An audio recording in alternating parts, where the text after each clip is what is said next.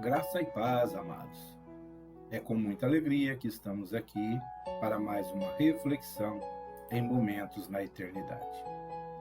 E hoje com o tema Livres do mal em cada dia mal, hoje e sempre.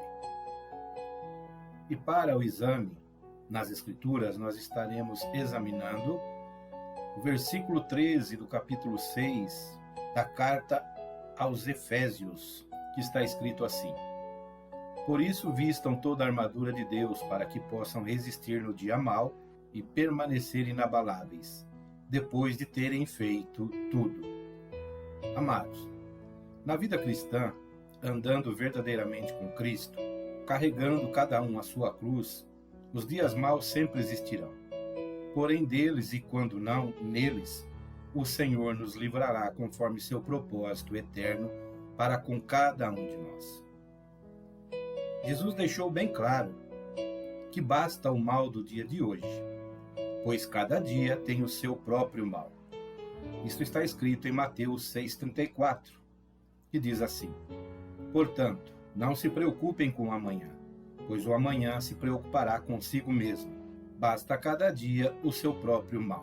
E desta forma, amados, podemos pensar da seguinte forma: por quantos dias maus já temos passado até aqui no decorrer desta nossa vida? Onde este dia mau está sempre querendo nos fazer mal e nos ver indo muito mal, enquanto por este mundo estamos a caminhar como peregrinos. Sendo assim, quando passamos pelo dia mau, sem que este mal tenha nos destruído de fato, seja física, moral ou psicologicamente, porque a intenção real deste mal específico é o de nos destruir, primeiro fisicamente e posteriormente, ou seja, logo em seguida, espiritualmente e eternamente. Sendo assim, amados, somos de fato conscientes disso, e se o somos, temos sido, pois é o que deveríamos ao menos ser, ou seja, gratos a Deus por ter nos livrado do mal, em todos esses dias maus, já vividos por nós, nesta nossa vida? Pois, pela declaração de Jesus Cristo, se estamos bem, se um mal não nos destruiu ainda, é porque dele ou deles Deus nos livrou. Isto nos é implicitamente revelado na oração que Jesus nos ensina em Mateus 6,13, que está escrito assim: E não nos deixes entrar em tentação, mas livra-nos do mal, porque teu é o reino e o poder e a glória para sempre. Amém. Amados, devemos ser gratos a Deus por Ele ter determinado que os anjos cuidem de nós. E digo isto aos que o temem, pois assim está escrito no Salmo 34, versículo 7. O anjo do Senhor acampa-se ao redor dos que o temem e os livra. Amados, não é por acaso que o Senhor nos diz por meio da sua palavra para que não temamos, mas que sejamos fiéis até a morte, pois até mesmo da morte Ele tem poder para nos livrar, pois Ele, em Cristo Jesus, venceu a morte, onde os seus aguilhões já não podem mais nos ferir e nos destruir. Isto, se tão somente estivermos seguros em suas mãos, vivendo e andando pela fé e nunca pela vista. E digo isto porque assim está escrito. Na primeira carta do apóstolo Paulo à igreja de Coríntios, no capítulo 15, do versículo 20 a 26, Paulo os exortou assim: Mas de fato Cristo ressuscitou dentre os mortos e foi feito as primícias dos que dormem. Porque assim como a morte veio por um homem, também a ressurreição dos mortos veio por um homem. Porque assim como todos morrem em Adão, assim também todos serão vivificados em Cristo. Mas cada um por sua ordem, Cristo as primícias, depois os que são de Cristo na sua vinda. Depois virá o fim, quando tiver entregado o reino a Deus, ao Pai, e quando houver aniquilado todo o império e toda potestade e força, porque convém que reine até que haja posto a todos os inimigos debaixo de seus pés. Ora, o último inimigo que há de ser aniquilado é a morte. E ainda, amados, no mesmo capítulo desta carta, o apóstolo Paulo continua a exortar os coríntios, a partir do versículo 45 ao 58, escrevendo assim: Assim está também escrito: o primeiro homem, Adão, foi feito em alma vivente, o último Adão em espírito vivificante. Mas não é primeiro o espiritual, senão o natural, depois o espiritual. O primeiro homem, da terra, é terreno.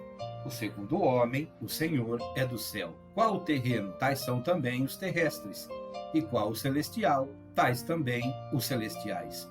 E assim como trouxemos a imagem do terreno, assim traremos também a imagem do celestial. E agora digo isto, irmãos, que a carne e o sangue não podem herdar o reino de Deus, nem a corrupção herdar a incorrupção. Eis aqui vos digo um mistério. Na verdade, nem todos dormiremos, mas todos seremos transformados. No momento, num abrir e fechar de olhos, ante a última trombeta, porque a trombeta soará, e os mortos ressuscitarão incorruptíveis, e nós seremos transformados. Porque convém que isto que é corruptível se revista da incorruptibilidade, e que isto que é mortal se revista da imortalidade. E quando isto que é corruptível se revestir da incorruptibilidade, e isto que é mortal se revestir da imortalidade, então cumprir-se-á a palavra que está escrita: tragada foi a morte na vitória. Onde está, ó morte, o teu aguilhão? Onde está, ó inferno, a tua vitória? Ora, o aguilhão da morte é o pecado, e a força do pecado é a lei. Mas graças a Deus que nos dá a vitória por nosso Senhor Jesus Cristo. Portanto, meus amados irmãos, sede firmes e constantes, sempre abundantes na obra do Senhor, sabendo que o vosso trabalho não é vão no Senhor. Amados, dentro desse contexto, desta exortação que Paulo deu aos irmãos de Coríntios, nós podemos aqui perceber a importância sobre o nascer de novo. Porque hoje nós temos a aparência de Adão, nós temos a imagem de Adão, o terreno, que era a alma vivente. Porém, quando aceitamos a Cristo e recebemos ao Senhor como Salvador de nossas vidas, como Redentor, como aquele que remiu os nossos pecados na cruz do Calvário, nós então nascemos de novo, agora não mais carnalmente, não mais com a imagem do homem carnal, do sangue e da carne, mas sim a imagem e a semelhança de Deus, da qual todos foram criados por meio de Adão, no início de tudo, no jardim do Éden.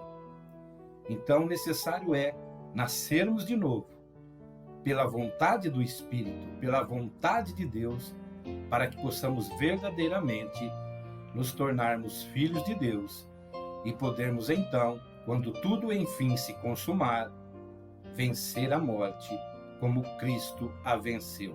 Da mesma forma, amados, outra coisa muito importante é identificar qual é a obra do Senhor, do qual nós devemos ser constantes, sempre abundantes, sabendo que o nosso trabalho não é em vão no Senhor.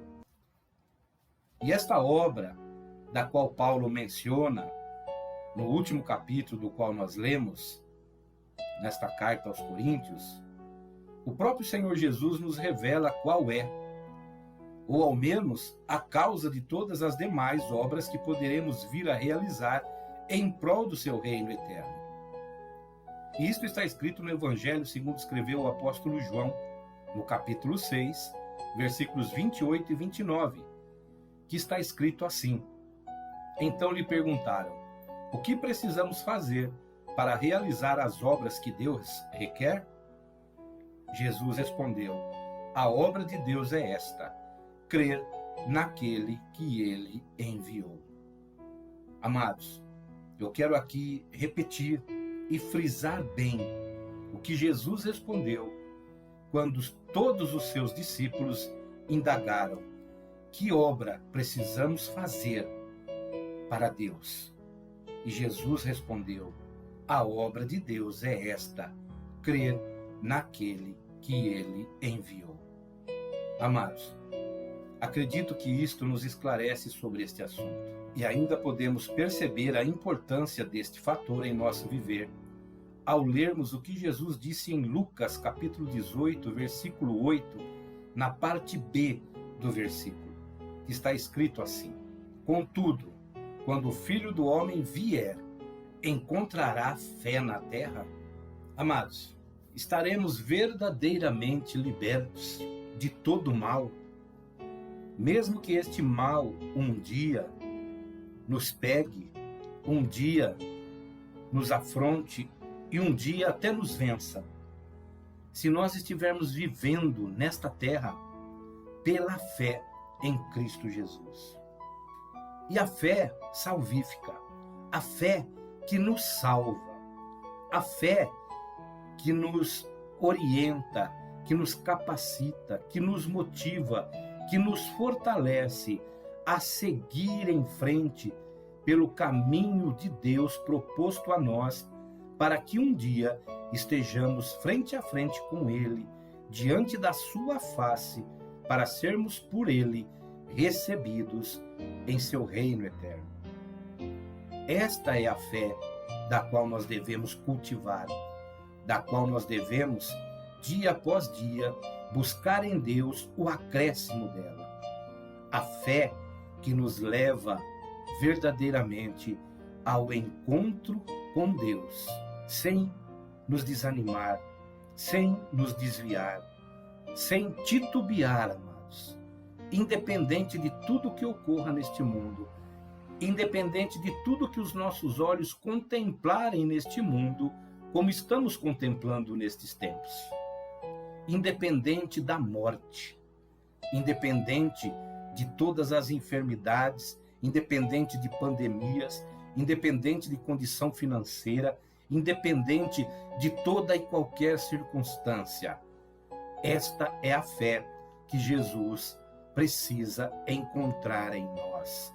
A fé que faz nós prosseguirmos por um caminho, mesmo que no decorrer deste caminho nada vemos acontecer, nada vemos de tudo que Ele nos prometeu, pois só veremos a Deus, amados, quando nós vencermos este mundo, quando nós vencermos a morte em Cristo Jesus. Esta é a fé que precisamos cultivar em nossos corações, em nosso espírito, em nossa mente. Amados, que o Espírito Santo possa acrescentar esta fé em cada um de nós, para que nós possamos verdadeiramente viver este fundamento, do qual está escrito em Hebreus 11, que diz que a fé é um firme fundamento das coisas que não vemos, mas que esperamos acontecer. Eu espero o arrebatamento da igreja. Eu espero, após a minha morte, o meu juízo, do qual me levará à eternidade com Deus, verdadeiramente sendo liberto e absolvido de toda acusação do pecado que tivera cometido nesta terra, mas que foi trazido o arrependimento por meio de Cristo Jesus em minha vida e também perdoado por Ele ter pago toda a dívida destes pecados naquela cruz, no seu sacrifício.